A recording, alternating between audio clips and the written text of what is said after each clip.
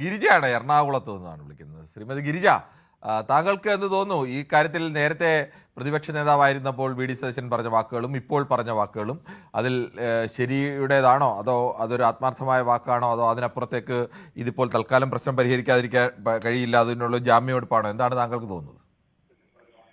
അദ്ദേഹം പറഞ്ഞിരിക്കുന്ന കാര്യം അത് കറക്റ്റായിട്ട് ചെയ്യുമെന്നാണെങ്കിലും പിന്നെ നമ്മൾ ഈ മാർക്കറ്റിൽ പോയി മീൻ മേടിക്കുന്ന രീതിയിലുള്ള പരിപാടിയാണ് 10 മിനിറ്റ് കൊണ്ട് തീർക്കാൻ വേണ്ടിയിട്ട്. 10 വർഷം കൊണ്ട് തീർക്കാൻ പറ്റിയിട്ടില്ല. എന്നിട്ട് ഇപ്പൊ കേറി 10 ദിവസമായില്ല, നിങ്ങൾ അത് ചെയ്യാത്ത എന്താ, പൈസ കൊടുക്കാത്ത എന്താ, 1000 രൂപ കൊടുക്കാത്ത എന്താ? ഇതെല്ലാം ഈ ചോദിക്കുന്ന ആൾക്കാർ 10 വർഷമൊന്നും ഇവര് മിണ്ടിയില്ലല്ലോ ഇതൊന്നും. അപ്പൊ നല്ലൊരു മുഖ്യമന്ത്രിയാണ്, എന്തെങ്കിലുമൊക്കെ ചെയ്യണമെന്നുണ്ട്. നല്ല കാര്യങ്ങൾ ചെയ്യും, നല്ല ആത്മാർത്ഥമായ ഒരു മുഖ്യമന്ത്രിയാണ്. അദ്ദേഹം പറഞ്ഞ കാര്യങ്ങളെല്ലാം നടപ്പാക്കുമെന്ന് വിശ്വസിക്കുന്ന ഒരാളാണ് ഞാൻ. 10 മിനിറ്റ് കൊണ്ട് മീറ്റൊക്കെ നടത്തണമെന്ന് പറഞ്ഞു, അല്ലെങ്കിൽ 10 ദിവസം കൊണ്ട് നടത്തണമെന്ന് വിചാരിച്ച പറ്റില്ല. അത് അല്ല, ഈ നമുക്കറിയാവുന്നതല്ലേ. 10 മിനിറ്റ് കൊണ്ട് തീർക്കാവുന്ന പ്രശ്നമാണ് എന്ന് പറഞ്ഞത് നമ്മളാരുമല്ല, അന്നത്തെ പ്രതിപക്ഷ നേതാവായിരുന്ന ഇപ്പോഴത്തെ മുഖ്യമന്ത്രിയാണ് പറഞ്ഞത് 10 മിനിറ്റ് കൊണ്ട് തീർക്കാവുന്ന ഒരു പ്രശ്നം മാത്രമാണിത്. അതല്ല, അത് പറയുന്നത് എന്ന് വെച്ചിട്ടുണ്ടെങ്കിൽ പുള്ളിക്കാരൻ പറഞ്ഞത് എന്ന് വെച്ചിട്ട് ഇതിന്റെ നിയമം ഇത് വെച്ച് കുറച്ച് നീണ്ടു പോണ കാര്യങ്ങളല്ലല്ലോ, പെട്ടെന്ന് തീർക്കാൻ കഴിയുന്ന ഒരു കാര്യമാണ്. അതായത് പെട്ടെന്ന് തീർക്കാൻ കഴിയുന്ന ഒരു കാര്യമാണെന്നുള്ളത് പുള്ളി ഒരു ഇച്ചിരി ഇതായിട്ട് അങ്ങ് പറഞ്ഞു മാത്രമേ ഉള്ളൂ. ഇത് 10 മിനിറ്റ് തീർക്കാം അന്നങ്ങനെ പറഞ്ഞു. പക്ഷെ ഇതിനിപ്പോ പറഞ്ഞു ഇപ്പൊ 2 സ്ഥലത്തും നടക്കുകയല്ലേ ഈ സ്ഥലത്തിന്റെ അല്ല, നമ്മൾ ആ വിഷയത്തിൽ അങ്ങനെ ഒന്നും പറയുന്നില്ല.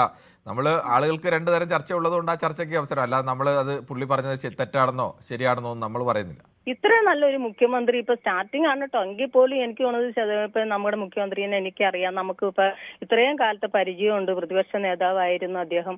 അന്ന് അദ്ദേഹം എടുത്ത പല കാര്യങ്ങളും ഇപ്പൊ കത്രിക വയറ്റിൽ പോയി അവർക്കൊരു ജോലി കൊടുത്തു.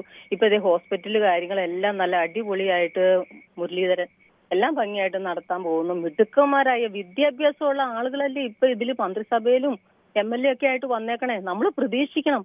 അതല്ലാതെ ചുമ്മാ ഒരു ഭരണം അങ്ങ് വരുമ്പോഴത്തേക്കും പിള്ളേർക്ക് എന്തെങ്കിലുമൊക്കെ മേടിച്ചു കൊടുത്ത് അവിടെ പോയി സമരം ഉണ്ടാക്കി ഇവർ സമരം ഉണ്ടാക്കിയെന്ന് പറഞ്ഞ് വിടുന്നതിലൊന്നും ഒരു കാര്യമില്ല.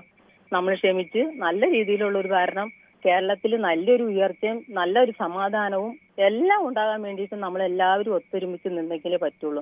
അല്ലാണ്ട് പെട്ടെന്ന് ഇപ്പൊ നിങ്ങൾ നടത്തിക്കുമെന്ന് പറയുന്നത് മണ്ടന്മാര് പോലും പറയൂല. ഈ 10 മിനിറ്റ് കൊണ്ടും 10 ദിവസം കൊണ്ടും വളരെ വ്യക്തമാണ് ശ്രീമതി ഗിരിജ.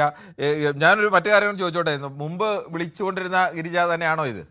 അതെ അതെ. ഇപ്പൊ ഇടക്കാലത്ത് പിന്നീട് വിളിയില്ലായിരുന്നു. എനിക്ക് സമയം കിട്ടില്ല, അത് കാരണം കൊണ്ടാ. ശരി, ഓക്കെ. എനിക്ക് ശബ്ദം കേട്ടപ്പോൾ തോന്നി പണ്ട് സ്ഥിരമായി വിളിച്ചുകൊണ്ടിരുന്ന നമ്മുടെ ഒരു പൊതുവേദിയുടെ സ്ഥിരം പ്രേക്ഷക തന്നെയാണോ എന്ന്. ചില കാര്യങ്ങൾ കേൾക്കുമ്പോഴേ ഞാൻ പെട്ടെന്ന് പ്രതികരിച്ചു പോകുന്നേ. അതെന്ന് വെച്ചാൽ എനിക്ക് ദേഷ്യം വരും. അത് കാരണം ഞാൻ കഴിവതും ഇപ്പൊ ഒന്ന് മൈൻഡ് ഒന്ന് കൺട്രോൾ ചെയ്തിട്ടാ പറയണേ.